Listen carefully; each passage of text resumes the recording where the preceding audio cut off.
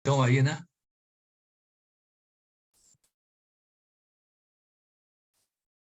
Deixa eu entrar aqui.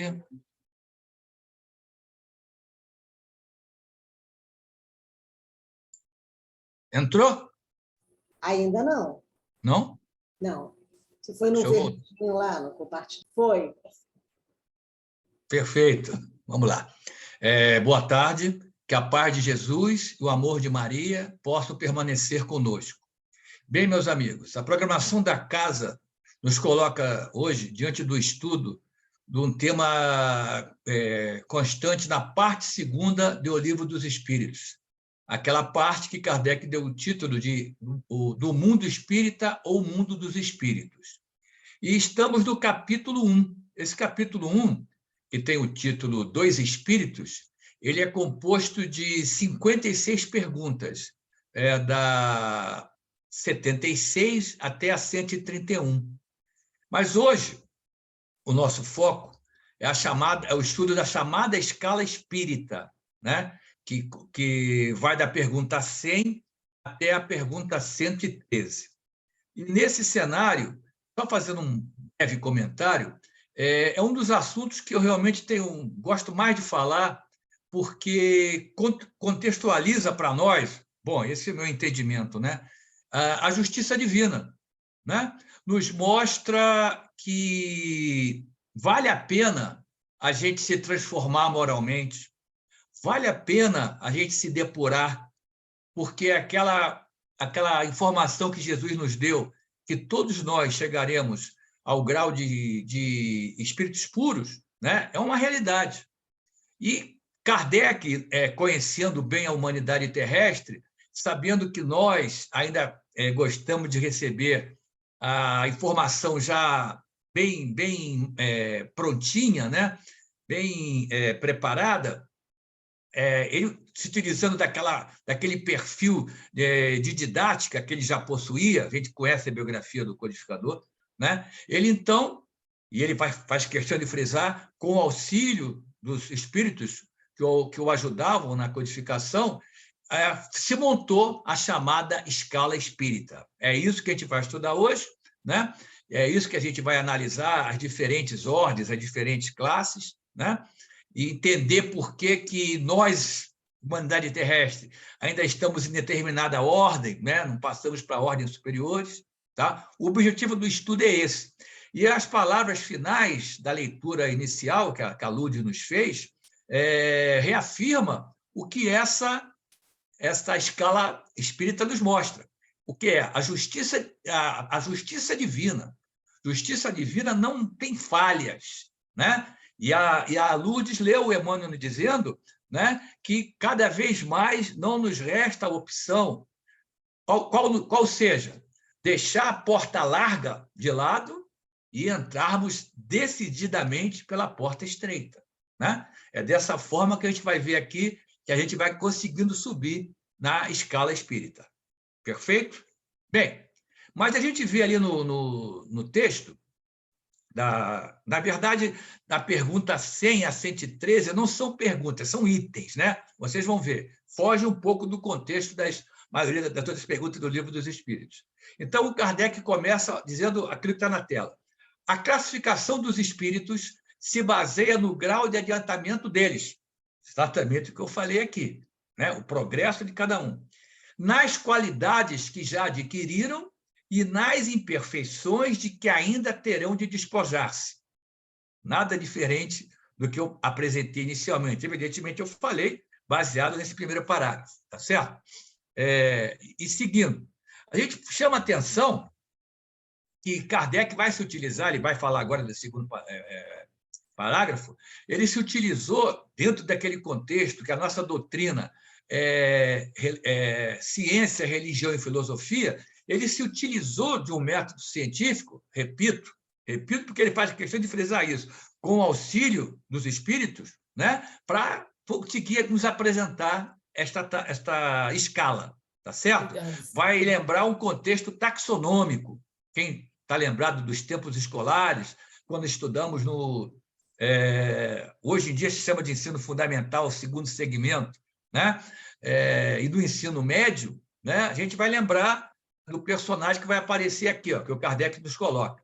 Da mesma forma que Linneu categorizou seres vivos em grupos ou classes apenas observando as analogias entre eles, foi assim que também nós procedemos, nós, Kardec e os espíritos que o auxiliavam, né? Então, justamente, só para lembrar, para puxar um pouco a sardinha para o lado da biologia, né, das ciências biológicas, né? O Linneu montou uma escala taxonômica que permitiu que, até hoje, a gente consiga classificar, né, os diferentes seres vivos nesses grupos que eles nos propõem. Tá? Então, ele começou com o reino, né, reino animal, reino dos fungos, reino vegetal, né, passou para o ramo, classe, ordem, família, aí vai, tá? Até chegar à espécie. Né? No caso, nós, seres humanos, né, a nossa espécie é a Homo sapiens sapiens. Tá? Toda essa terminologia foi a partir dessa escala taxonômica que esse cientista Linneu, o nome dele está portuguesado, tá certo? Se eu não me engano, ele era suíço, né? Mas é conhecido no meio das ciências biológicas dessa forma, Linneu, tá certo? E segue o codificador. Não, olha só que clareza, não inventamos os espíritos nem os caracteres. Perfeito? Ninguém pode ter dúvida disso. Né? Ele vai dizer o que ele fez junto com os espíritos. Vimos e observamos, julgamos-los pelas suas palavras e atos, não só pelas palavras, mais importantes são os atos. Depois os classificamos pelas semelhanças, né? Pelas similaridades, baseando-nos em dados que eles próprios, os espíritos, nos forneceram. Né? Eles quem? Aqueles espíritos que o auxiliavam na codificação. Tá certo?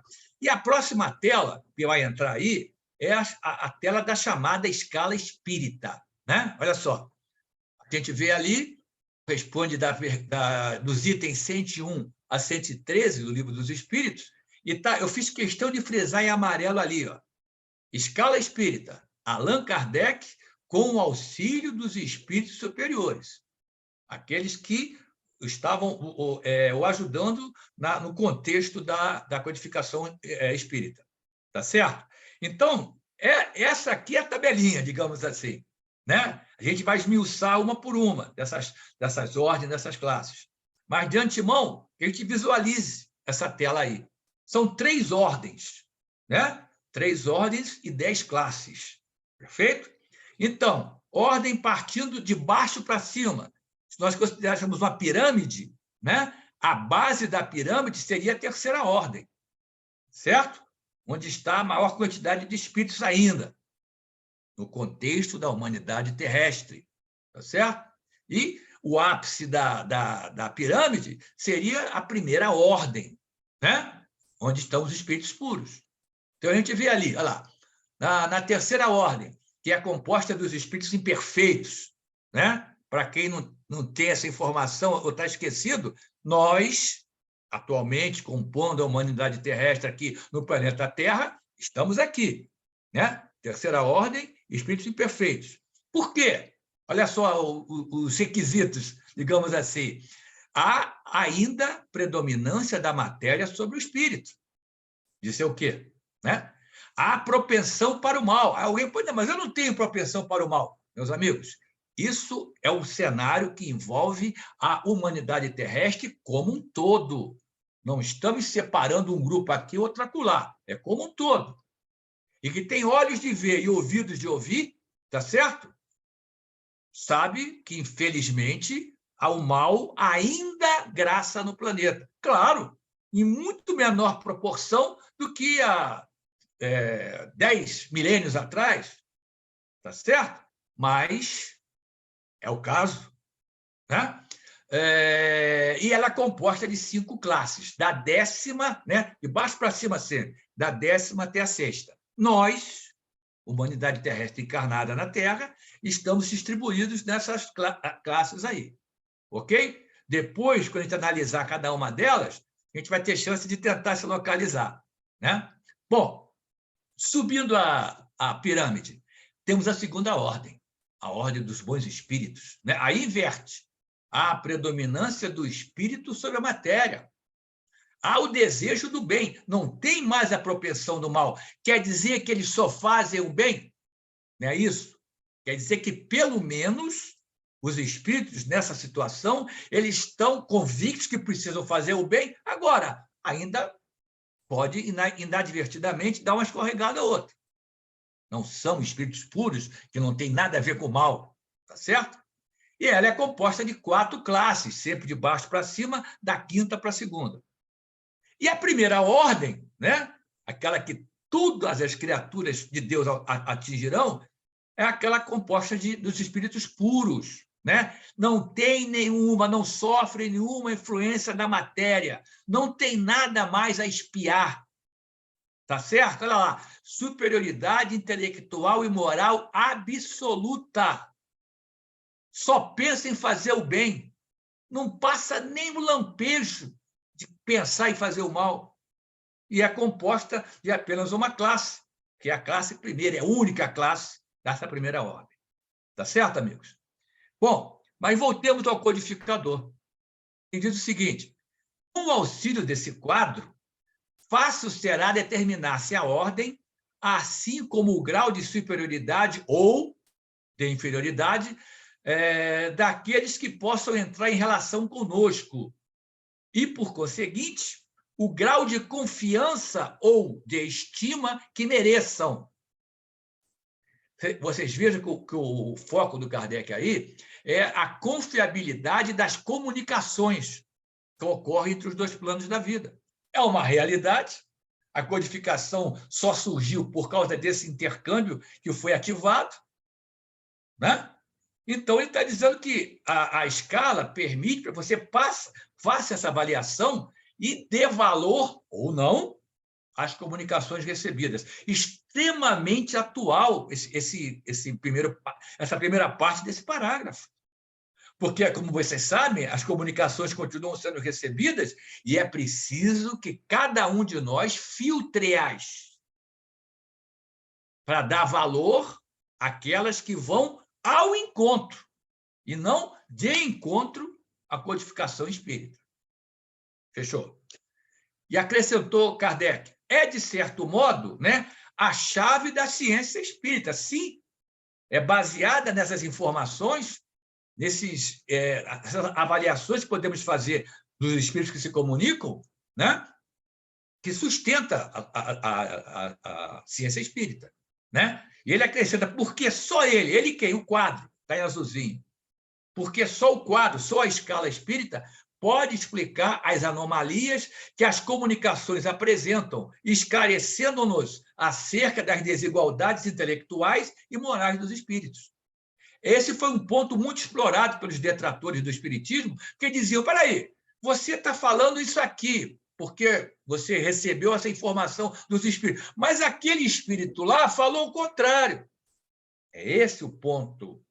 Kardec norteou toda a codificação, né, se utilizando daquelas informações que foram semelhantes, similares, que não haviam divergências. As que ele detectou divergência, jogou na lata do lixo, não colocou na codificação. É esse ponto que a gente tem que ter bem em mente e valorizar, então, o trabalho de Kardec e dos espíritos ao nos apresentarem essa tabela, essa escala espírita. Feito, meus amigos? Vamos lá. Terceira ordem, já dissemos, a ordem dos espíritos imperfeitos. Então, o Kardec coloca lá que vemos nesses espíritos ignorância, egoísmo e todas as paixões que lhes são consequentes. Egoísmo, meus amigos. Vocês lembram da pergunta 913 do Livro dos Espíritos? O Kardec perguntou qual o vício moral mais radical, mais primitivo. A resposta é longa, mas qual a primeira frase? O egoísmo.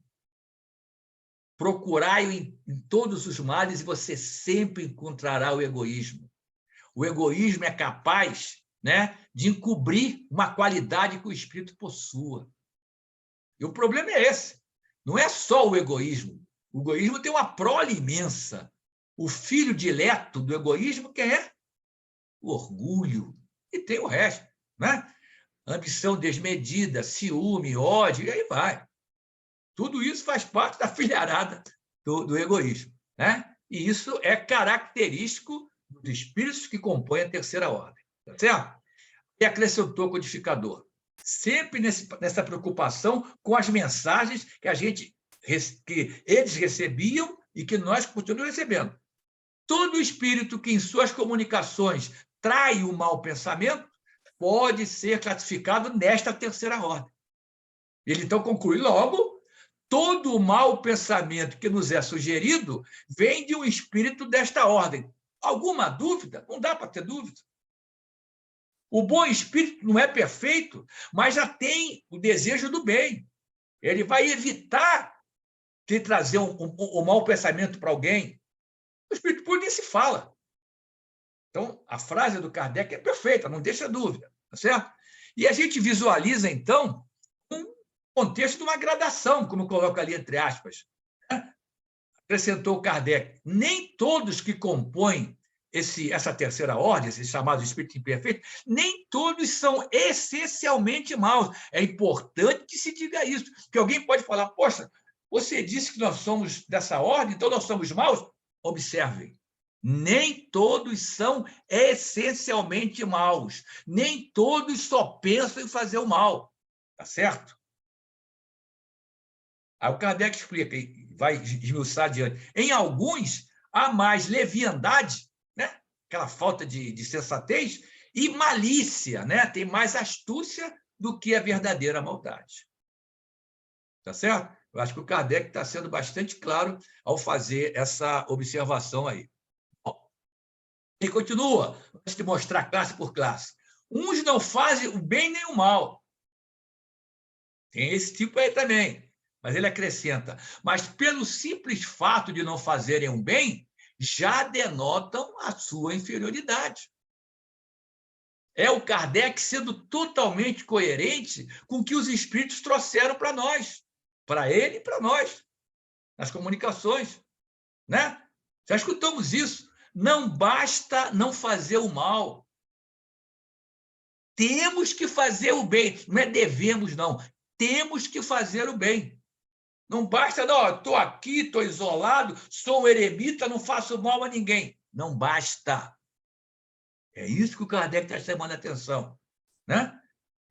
Quem quiser está ali, ó, na resposta da 642, quem respondeu ao Kardec está bem claro, ó. Cumpre-lhe fazer o bem no limite de suas forças. No limite de suas forças. Nada acima disso. Porquanto o espírito responderá por todo o mal que haja resultado de não haver praticado o bem. Fechou. Não vou comentar mais nada. Uma clareza dessa aí, né? É leviandade minha querer acrescentar alguma coisa.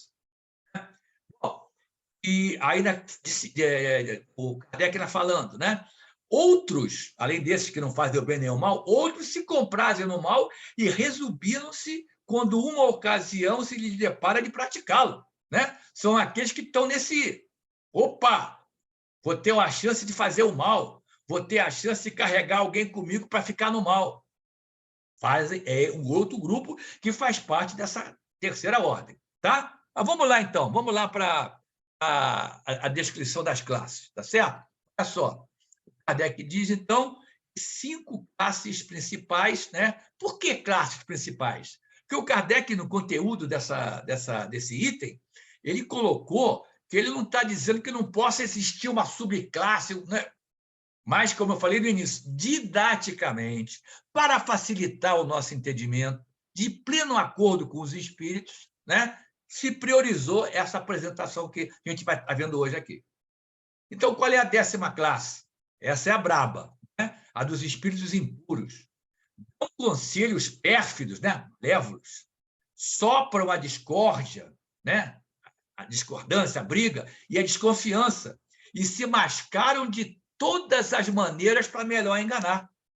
Dá uma comunicação disfarçado de bonzinho, mas o conteúdo é para prejudicar alguém ou alguns.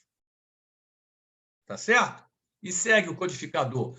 Alguns povos até o denominaram como divindades maléficas, ou de demônios, ou de maus gênios, espíritos do mal. Aí o Kardec resume, são os flagelos para a humanidade. Na história da humanidade, meus amigos, especialmente nos tempos anteriores, onde o progresso da própria humanidade era mais lento ainda, a gente estuda na história, né? Irmãos, especialmente irmãos, mas eu não posso eliminar irmãs nossas que possam estar incluídas nesse contexto, nesse parágrafo aí, tá certo? Que provocaram mal e muito mal aos seus irmãos, tá certo? Não vou exemplificar, que é um assunto bastante desagradável. Bom, partimos para a 9ª classe, sempre de baixo para cima. Espíritos levianos, aquilo que o Kardec comentou, né? Gostam de causar pequenos desgostos, de intrigar, né? De fofocar, de induzir maldosamente em erro, por meio de mistificações e espertezas. A esta classe pertencem os espíritos vulgarmente, popularmente chamados de duendes gnomos. Agora, por que esses espíritos conseguem ainda atuar? Porque tem os encarnados que caem nessa esparrela. Simples assim. Já aprendemos isso. Obsessão é uma via de mão dupla. Para alguém ser obsediado, para ser obsediado, né, tu tem que ter afinidade com quem está querendo te obsediar. Não é novidade nenhuma que eu estou falando para vocês, né? Adiante para a 8ª classe, é a dos espíritos pseudo-sábios, perigosos esses. Olha a descrição que o Kardec faz. Tendo alcançado algum progresso em diversos pontos de vista, sua linguagem tem um caráter sério que pode enganar sobre as suas capacidades e suas luzes. Para dar um exemplo, um personagem muito querido, eu gostava, adorava ele, Rolando Lero, né? Que tentava enrolar o professor Raimundo, não sabia nada, mas tentava enrolar, passava um ar professoral. É isso aí, meus amigos. Permitam essa analogia, né? É uma mistura de algumas verdades com os erros mais polpudos, através dos quais penetram a presunção, o orgulho e o ciúme, que ainda não puderam despir-se. Olha só, esses 3 aí são filhotes do egoísmo. Eu falei lá no início. Tá certo? Esses irmãos, então, ainda não conseguiram tirar do seu caráter, do seu perfil, a presunção, o orgulho e o ciúme. 7ª classe, né? É a dos espíritos neutros. Né? Olha só, Kardec diz, nem bastante bons para fazer o bem, nem bastante maus para fazer o mal. Né? Apegam-se às coisas desse mundo, do mundo físico, de cujas grosseiras alegrias sentem saudades. Tá certo? Então, eles estão ali sem saber o que vão fazer. Se vão continuar fazendo o mal ou se já vão querer fazer o bem. Então, num estágio intermediário, digamos assim. Tá certo? Na 6ª classe, a última, essa ordem terceira, nós temos o título de espíritos batedores e perturbadores. Então, olha só, está ali embaixo em amarelo, olha só. Quem quiser ter mais informações sobre os espíritos batedores e perturbadores, nas edições da Revista Espírita, né, existem mais de 30 citações. Né? O Kardec recebia os relatos e publicava na Revista Espírita. Tá certo?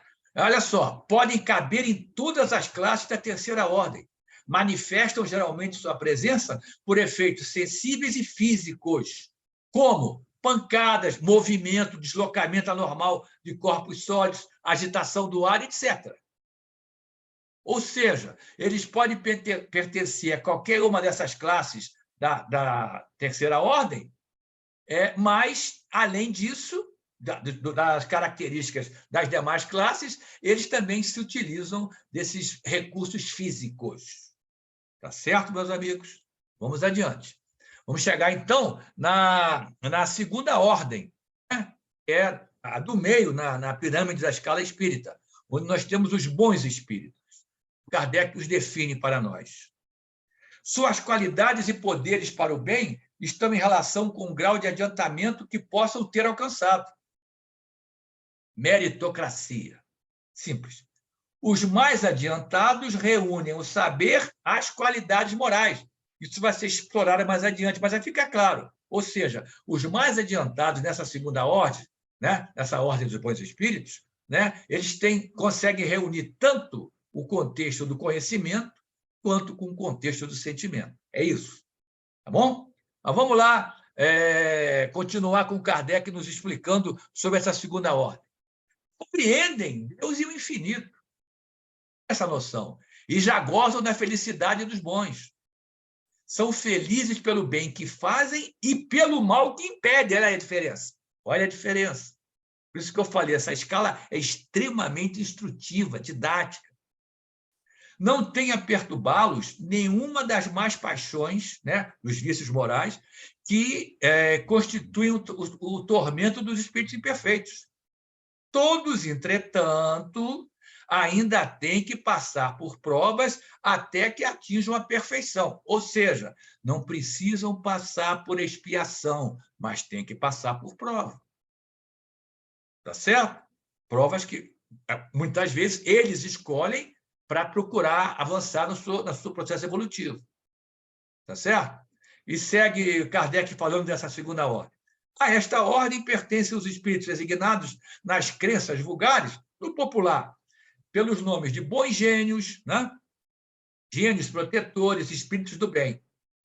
Em épocas de superstições e de ignorância, como eram as épocas anteriores ao século XIX, especialmente, eles han sido elevados à categoria de divindades benfazejas, né? Esse cenário de superstição, né? De esoterismo, tá certo?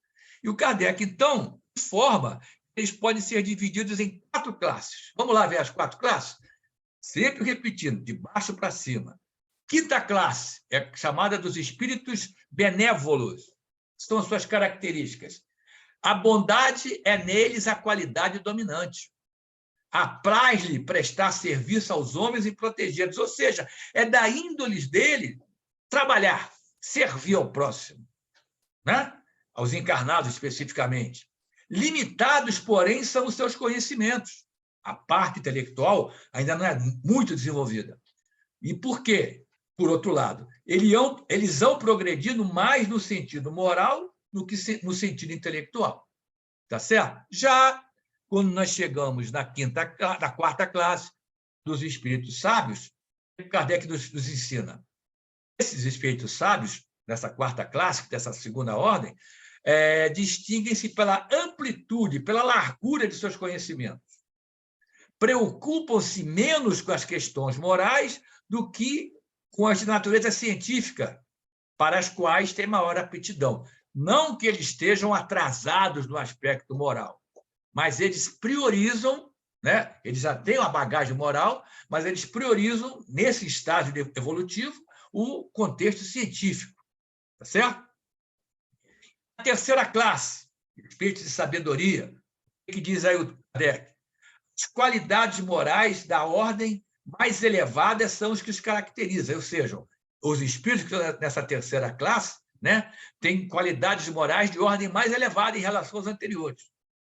São dotados de uma capacidade intelectual que lhes faculta juízo reto sobre os homens e as coisas. Olha só que classe boa, né? Chegaremos aí, meus amigos, chegaremos aí.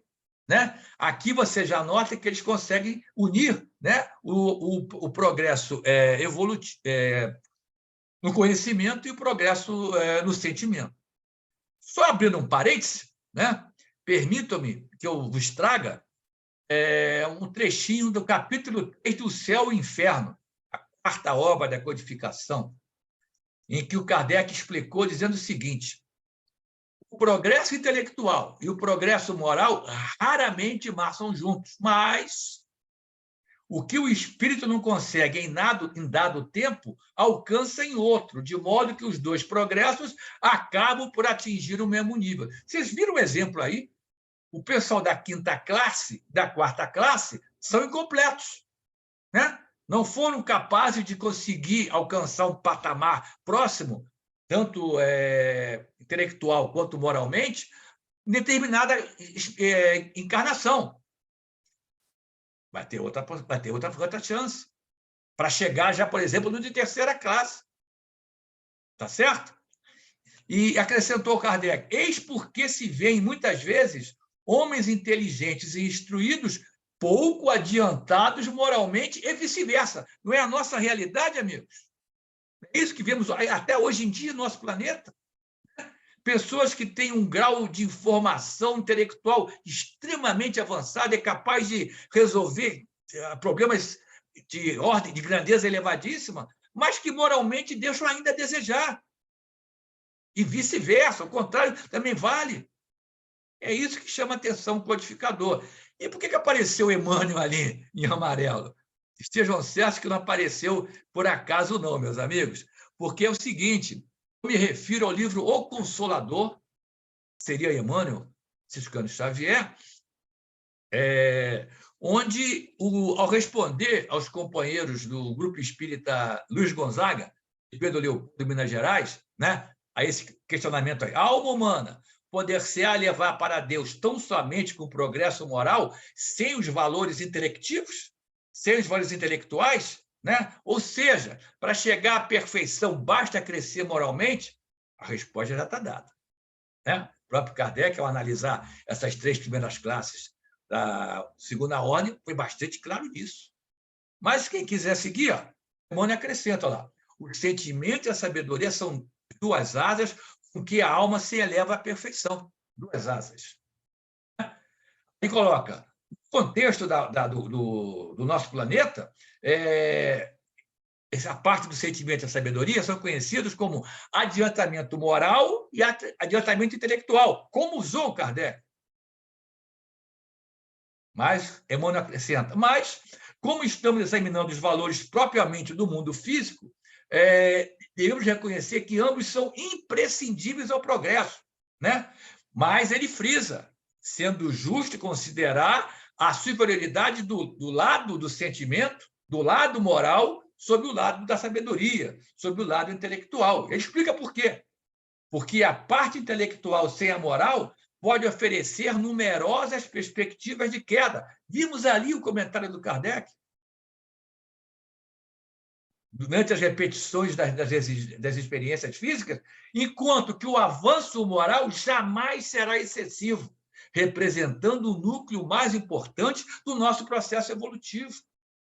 Nunca vai ser de menos você crescer moralmente. Mas o Emmanuel fez questão de dizer, não podemos deixar de lado o lado intelectual, porque, inclusive, para a gente conseguir crescer moralmente, o que a gente precisa fazer? Aumentar nossa capacidade de discernir o bem do mal, não é isso? E a gente consegue como? Nos instruindo, né? A gente adquire mais condições de ser capaz de separar o joio do trigo no contexto moral. É isso que o Emmanuel está dizendo aí. E que vai justamente ao encontro do que o Kardec nos apresentou. Tá certo, meus amigos? Chegando, então, na segunda classe, para fechar a segunda ordem, temos aí os chamados espíritos superiores. O Kardec explica. Esses, né, estão na pole position da segunda ordem, né, dos bons espíritos, esses reúnem em si ciência, sabedoria e bondade.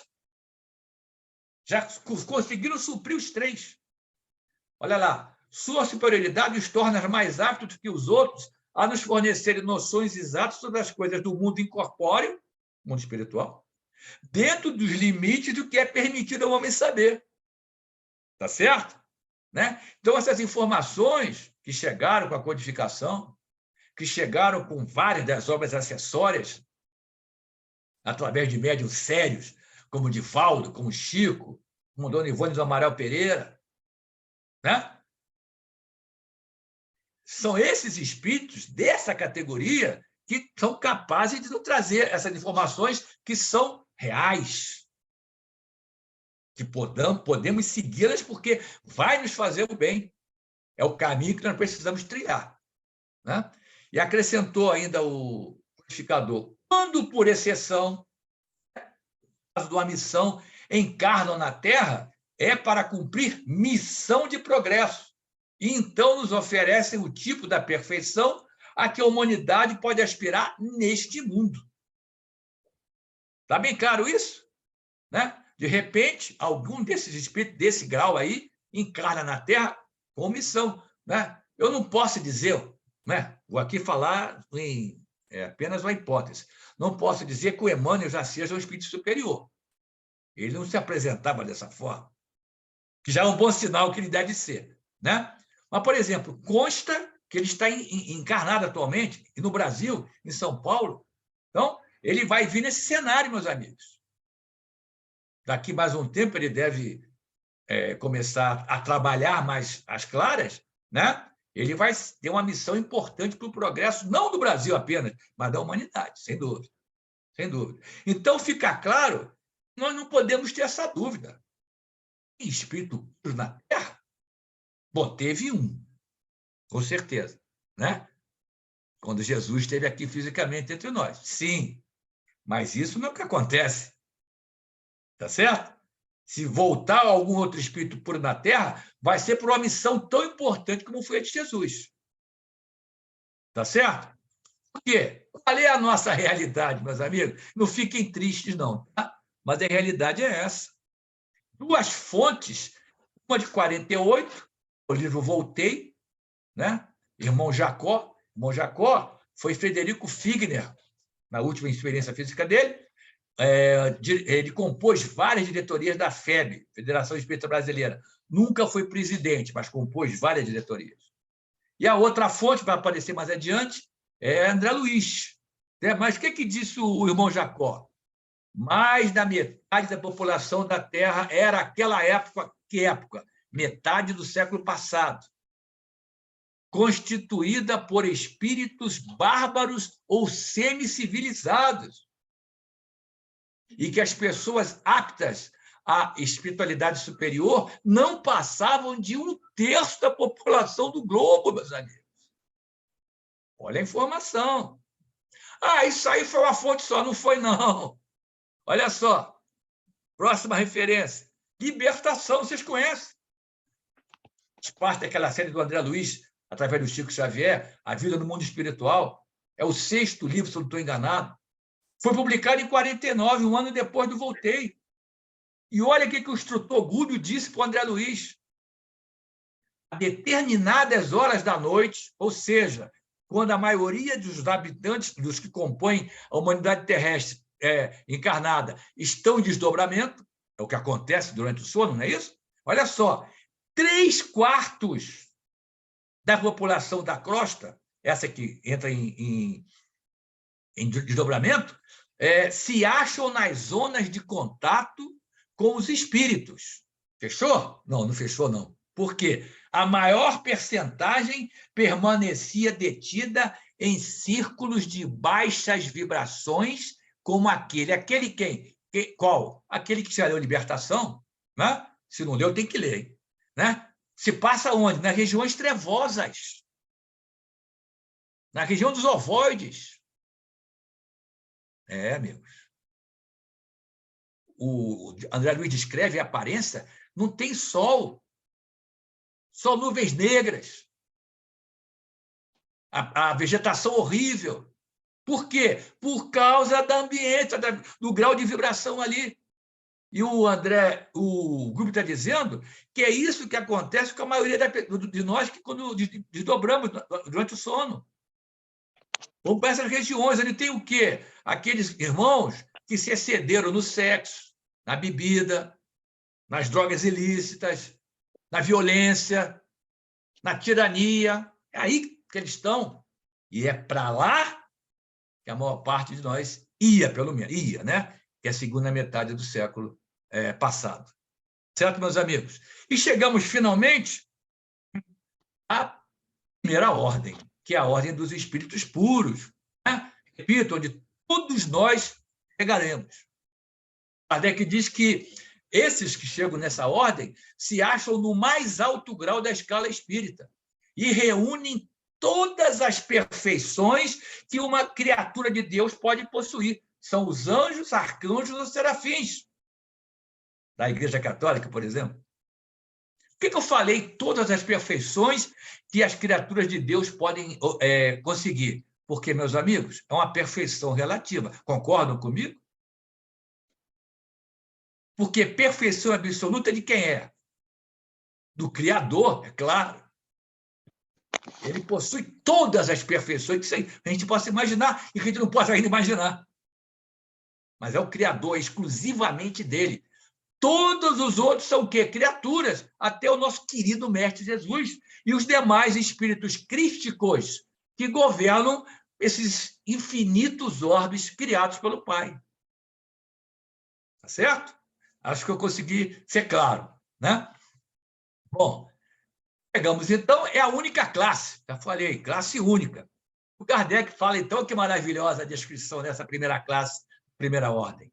Os espíritos que a compõem percorreram todos os graus da escala e se despojaram de todas as impurezas da matéria. Nada de matéria.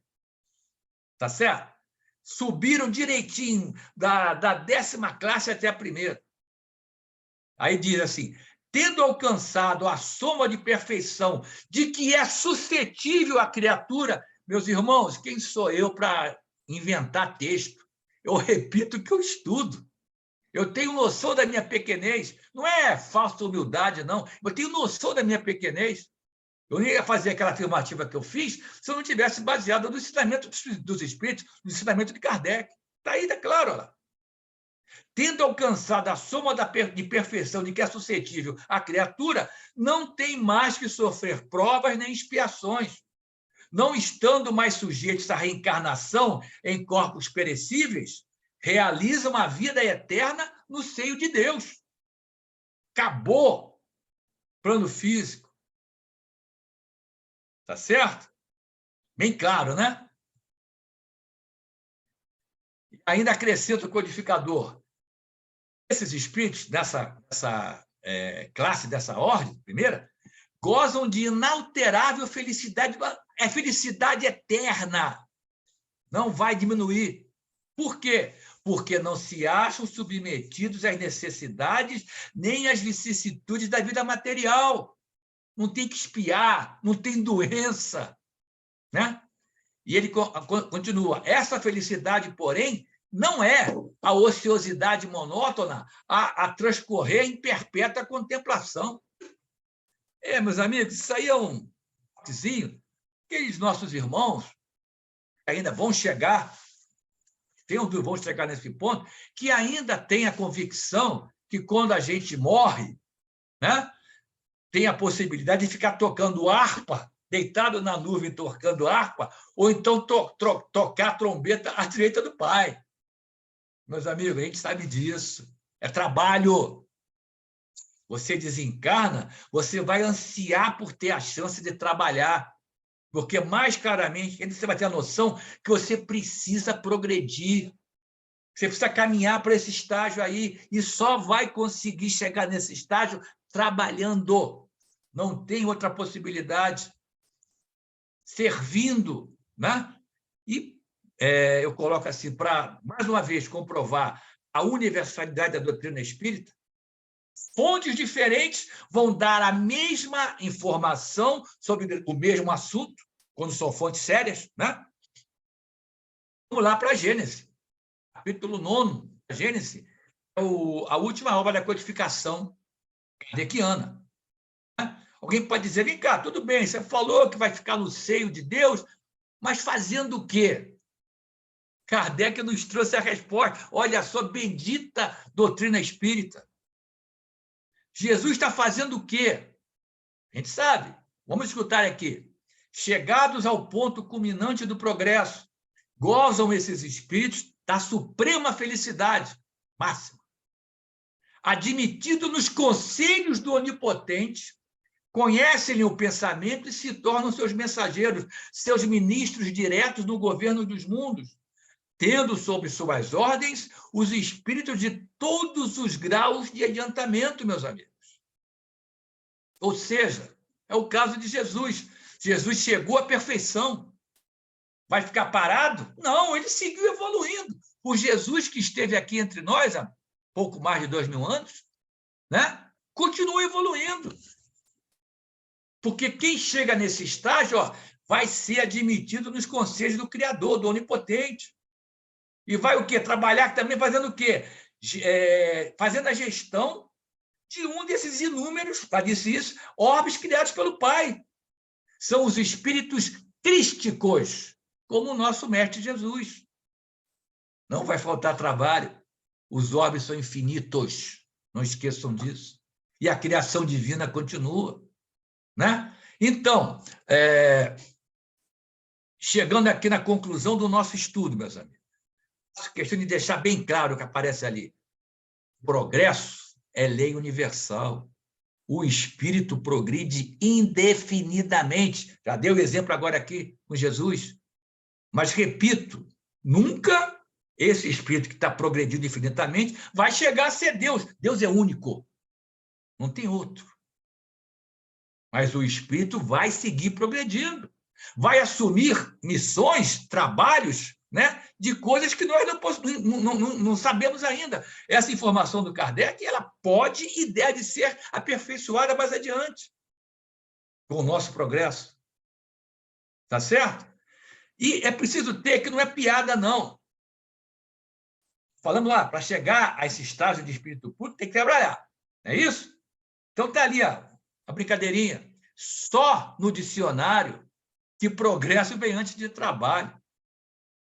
Para progredir, tem que trabalhar. Não tem outra possibilidade. Não tem QI. Não tem padrinho, meus amigos. Tá certo? E o que é trabalhar? Tem que citar a resposta do Livro dos Espíritos, 675. O que é trabalho? Bem claro, qualquer atividade útil. Qualquer coisa que você possa fazer em benefício de algum de seus irmãos. É trabalho, é progresso. É isso que a escala espírita estudada hoje está nos mostrando. E repito o que eu falei logo no início. Não tem, e repeti agora há pouco, não tem como progredir se não for trabalhando.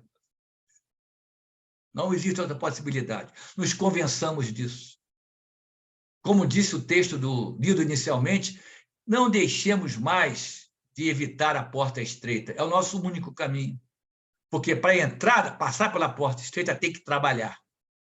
Tá certo? Porque uma frase de Jesus, que está lá no capítulo 5 do Evangelho de João, define tudo. Meu pai trabalha até hoje. E eu trabalho também. É essa a mensagem final que eu queria deixar, agradecendo a todos vocês a vibração do estudo, a chance do trabalho, a casa, e fiquemos todos na paz de Jesus. Que assim seja. Muito obrigada.